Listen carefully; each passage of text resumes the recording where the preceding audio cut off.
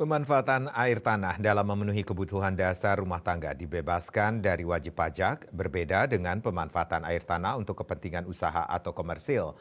Hal itu disampaikan Kepala Badan Pendapatan Daerah Kota Denpasar, I Gusti Ngurah Edi Mulya di Denpasar.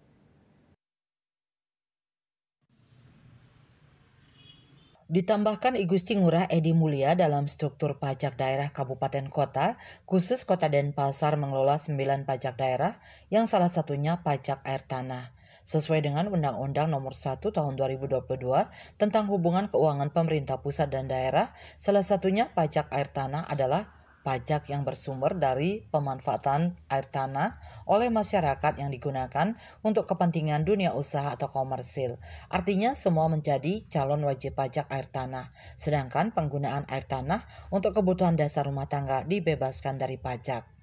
Pajak air tanah adalah pajak yang bersumber dari pemanfaatan air tanah oleh masyarakat yang digunakan untuk kepentingan dunia usaha atau komersil.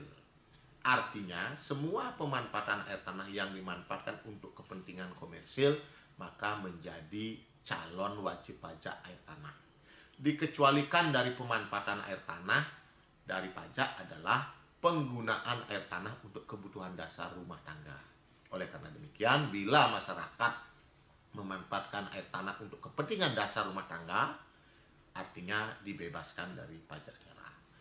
Sementara itu di tahun 2024 memasuki tahun yang menggembirakan bagi Kota Denpasar karena telah mencapai struktur fiskal Denpasar yang semakin baik.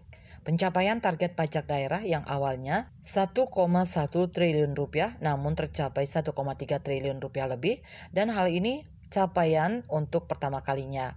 Pihaknya menyampaikan apresiasi dan terima kasih kepada masyarakat Kota Denpasar atas segala dukungannya telah taat dan patuh membayar pajak. Prioritas di 2024-2025 bagaimana menumbuhkan kesadaran wajib pajak, edukasi ke wajib pajak, dan mengajak warga kota bersama-sama melakukan tata kelola yang transparan dan akuntabilitas. Astungkare dengan dukungan seluruh masyarakat Kota Denpasar, pada tahun 2024 yang lalu kita telah mencapai struktur fiskal Denpasar yang semakin baik karena pencapaian target pendapatan asli daerah dan pajak daerah khususnya semakin baik juga dari tahun-tahun sebelumnya.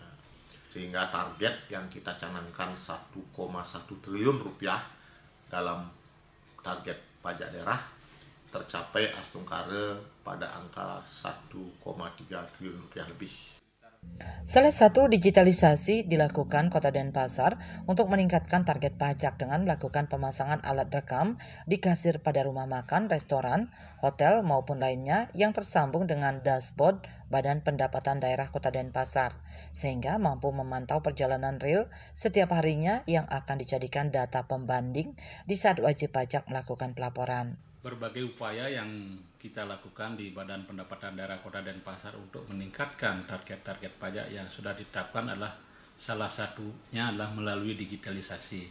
Jadi ada beberapa inovasi yang kita lakukan di Kota Denpasar dalam upaya untuk meningkatkan target pajak adalah melakukan klasterisasi untuk pemungutan pajak daerah khususnya PBJT, pajak barang dan jasa tertentu khususnya di PBJT seperti rumah makan, restoran, hotel, villa, dan sebagainya. Kita sudah pasangi alat rekam, dan alat rekam ini kita tersambung ke dashboard kita, jadi kita bisa memantau transaksi berjalan secara real time setiap hari, dan ini sebagai data pembanding ketika wajib pajak melakukan pembayaran atau pelaporan pajaknya kepada Bapenda Kota Denpasar. Swece dan Raisuantara, Bali TV.